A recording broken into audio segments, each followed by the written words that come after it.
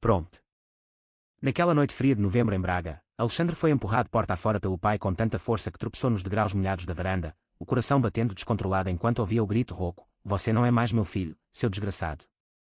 As chamas no quintal já consumiam as caixas que a mãe arrastara para fora, roupas velhas, diários da adolescência, fotos de viagens em família, tudo ardendo sob a chuva fraca que não conseguia apagar o fogo do ódio. Ele ficou ali parado, o casaco fino ensopado, vendo o pai jogar mais gasolina nas memórias que restavam, a mãe chorando ao lado mas sem fazer nada para impedir.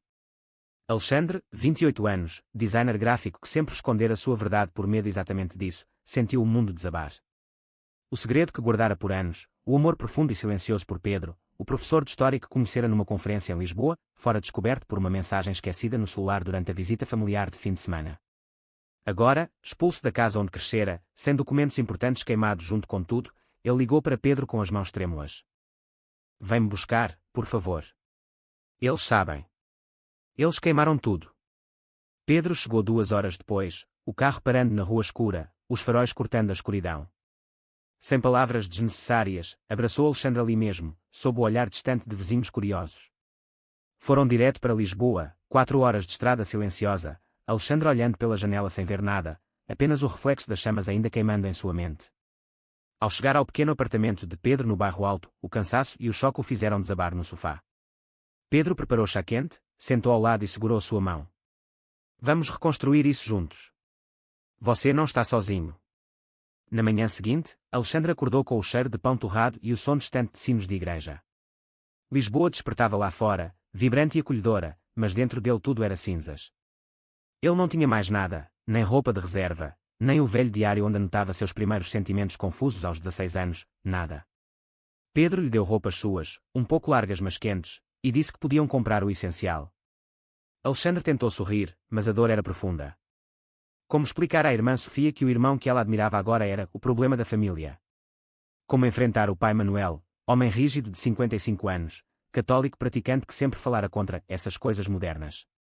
A mãe Teresa, dividida entre o amor e o medo do que diriam na igreja, escolhera o silêncio. Alexandre passou o dia andando pelo apartamento, tocando objetos de Pedro como âncoras. À tarde, saíram para comprar o básico. Nas ruas estreitas do Chiado, Alexandre sentiu olhares, mas não de julgamento. Lisboa era diferente de Braga.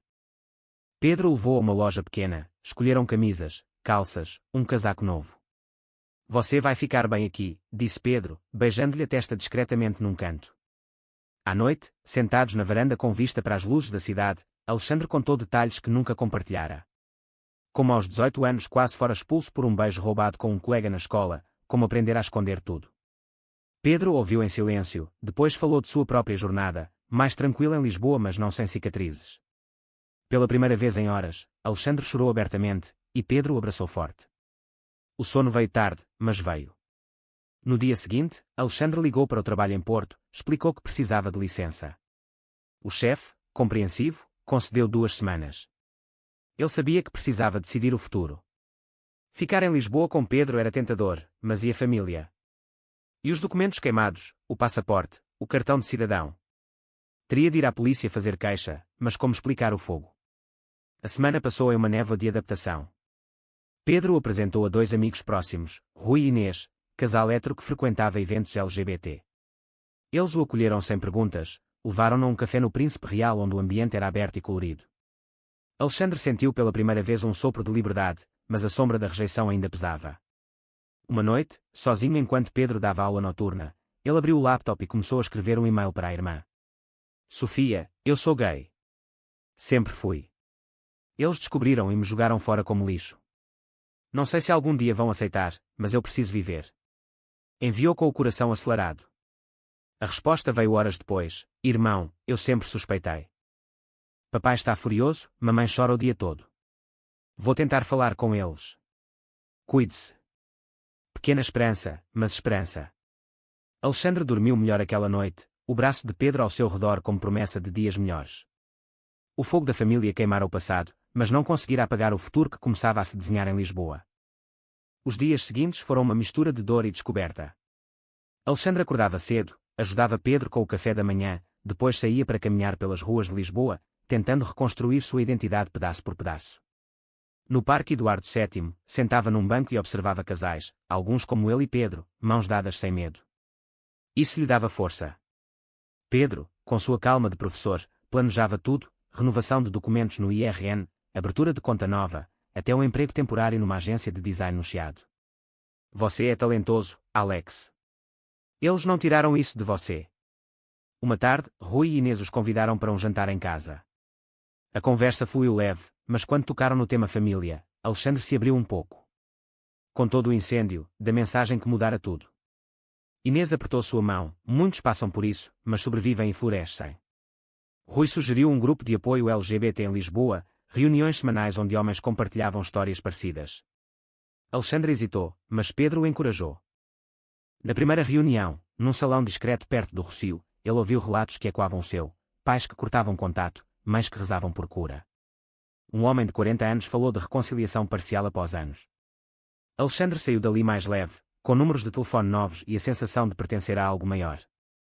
Em casa, as noites com Pedro eram de conversa profunda.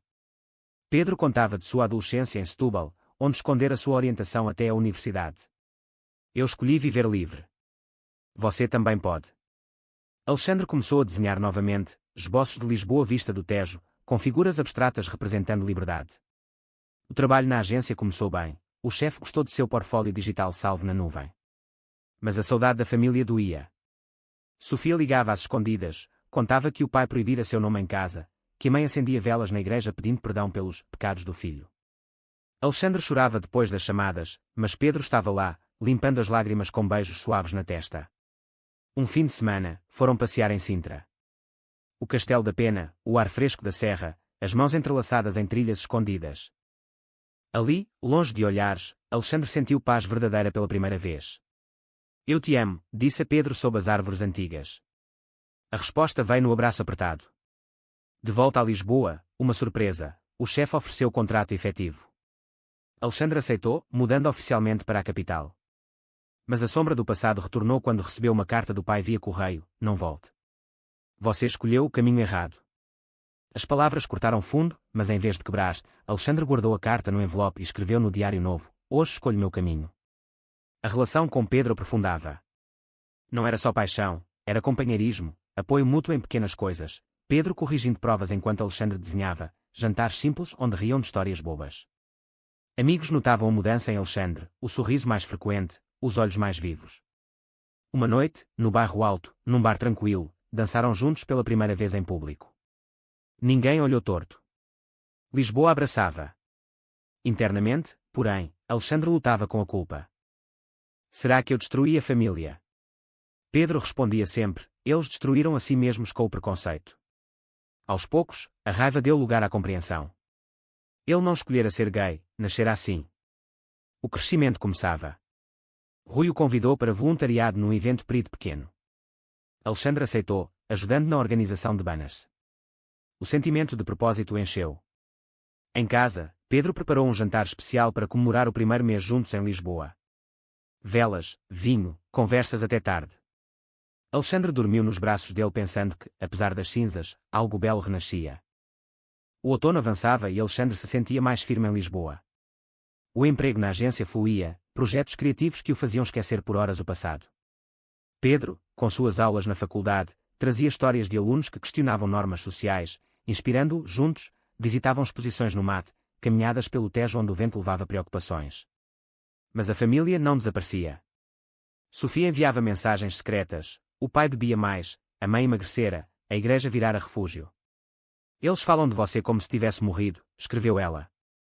Alexandre respondia com calma, pedindo paciência. Uma tarde, inesperadamente, o telefone tocou, número desconhecido de Braga. Era um policial: Sr. Alexandre Mendes. Precisamos falar sobre um caso antigo. Pode vir à esquadra em Lisboa. O coração disparou. Lembrou-se do incidente aos 19 anos, quando namorara secretamente um rapaz chamado Luís. Foram vistos, espancados por um grupo de conhecidos do pai. Alexandre denunciara, mas o pai o forçara a retirar a queixa, dizendo que isso traz vergonha. O caso fechara como briga comum. Agora, reaberto. Porquê? Na esquadra, o inspetor explicou: novos testemunhos de um antigo vizinho que guardara fotos do espancamento, e um documento carbonizado encontrado após um incêndio recente em Braga, parte de seu diário antigo que sobrevivera parcialmente ao fogo da família. Seu nome apareceu. Queremos ouvir sua versão completa. Alexandre contou tudo, a voz firme pela primeira vez. Pedro esperava fora, segurando sua mão ao sair. Isso pode ser bom. A verdade vem à tona. Dias depois, a família foi notificada. O pai ligou furioso: você está destruindo tudo. Alexandre respondeu calmo: vocês destruíram primeiro. O conflito interno voltava forte. Ele questionava se devia perdoar ou deixar a justiça seguir. Pedro ouvia, aconselhava equilíbrio. Amigos do grupo de apoio ajudavam, histórias semelhantes mostravam que justiça não era vingança, era cura. Alexandre começou terapia online, sessões semanais que desvendavam camadas de vergonha internalizada. O trabalho ganhou um projeto grande, campanha para a diversidade em empresa portuguesa. Ele colocou a alma nele, usando cores vibrantes de orgulho. Pedro orgulhava-se. Um fim de semana em Cascais, praia vazia no outono, caminharam de mãos dadas. Eu estou orgulhoso de quem sou, disse Alexandre. O beijo que veio foi selo de aceitação própria. Mas a pressão aumentava, a polícia queria depoimento da família. Sofia ligou em pânico: papai está ameaçando processar você por calúnia. Alexandre manteve-se firme. A tensão subia, noites de insonia, mas Pedro era âncora.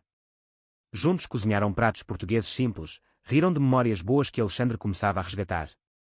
O crescimento era visível, ele falava abertamente sobre sua orientação com colegas de trabalho, ganhando respeito. Uma noite, no terraço, Pedro disse: você está se tornando o homem que sempre quis ser. Alexandre sorriu, sentindo que o fogo da rejeição purificara, não destruíra. O inverno chegou com chuva constante em Lisboa, mas dentro do apartamento o calor humano crescia.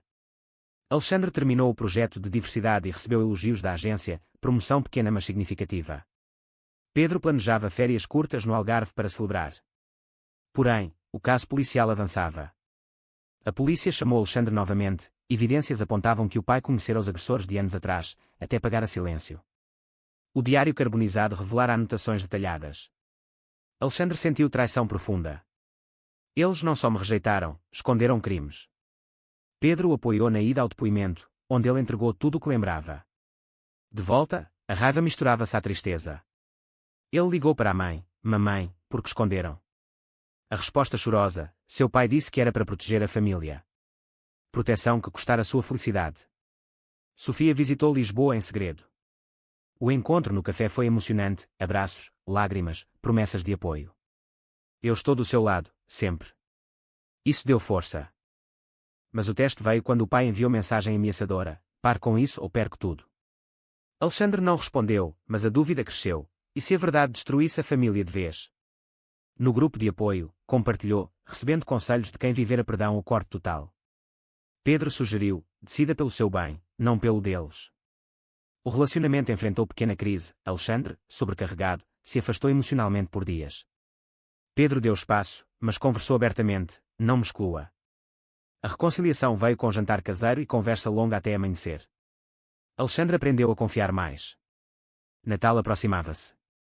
Em vez de tristeza, planejou ceia pequena com Pedro, Rui e Inês. Decoraram o apartamento com luzes discretas. No dia, brindaram à nova família escolhida. Alexandre sentiu gratidão. O caso ganhou notoriedade discreta em jornais locais de Braga, antigo caso de agressão homofóbica reaberto. Comentários online dividiam opiniões, mas em Lisboa ele encontrava apoio. Uma caminhada pelo Alfama com Pedro, ouvindo fado ao longe, selou um momento de paz. Eu escolho viver, pensou Alexandre. O sacrifício valera, perdera laços de sangue, ganhar a liberdade. O despertar crescia, ele começou a voluntariar em ONGs LGBT, ajudando jovens em situação similar. Pedro admirava a transformação. Juntos, sonhavam futuro, talvez apartamento maior, viagens. A tensão com família persistia, mas Alexandre aprendia a soltar o controle. A primavera trouxe flores ao Parque das Nações e novidades no caso. A polícia convocou o pai para interrogatório em Braga. Alexandre não foi, mas soube por Sofia que o interrogatório fora duro, evidências irrefutáveis do pagamento aos agressores. O pai negava, mas o advogado recomendou acordo. A mãe ligou chorando: filho, perdoe-nos. Alexandre ouviu em silêncio, depois disse: perdão não apaga o que fizeram. A verdade saía: o pai, para proteger a reputação na empresa e na comunidade, sacrificara o filho. Isso quebrou Alexandre por um dia inteiro, mas Pedro o ajudou a processar. Eles erraram, mas você pode escolher seguir em frente.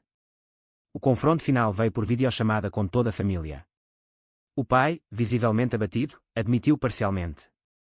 A mãe pediu para visitar Lisboa. Alexandre aceitou, com Pedro ao lado.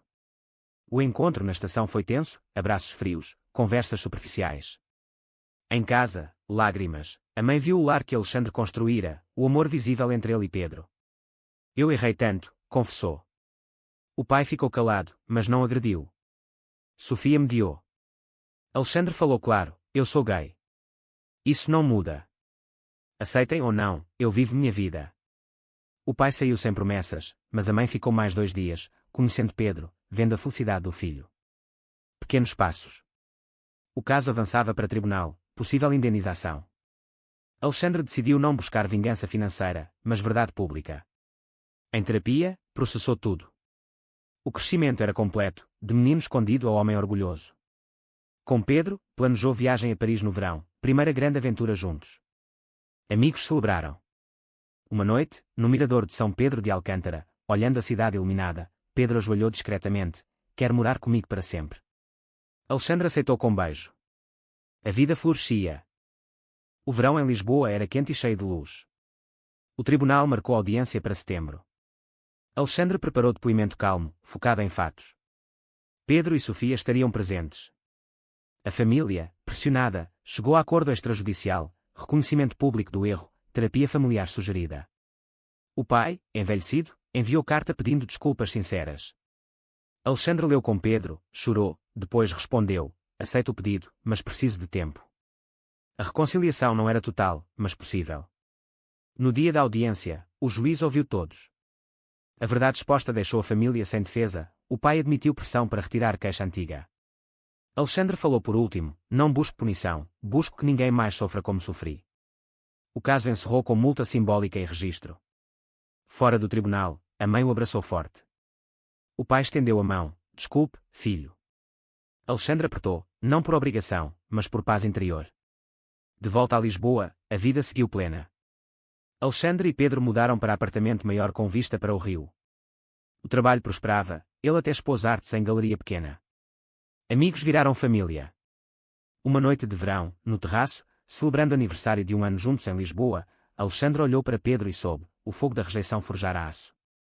Ele crescera, amadurecera, escolhera amor próprio acima de tudo. A jornada de menino rejeitado ao homem inteiro completara-se. É verdadeiro ou falso que uma família tem o direito moral de rejeitar um filho pela sua orientação sexual, mesmo que isso signifique destruir provas de um crime passado e ferir para sempre o laço de sangue?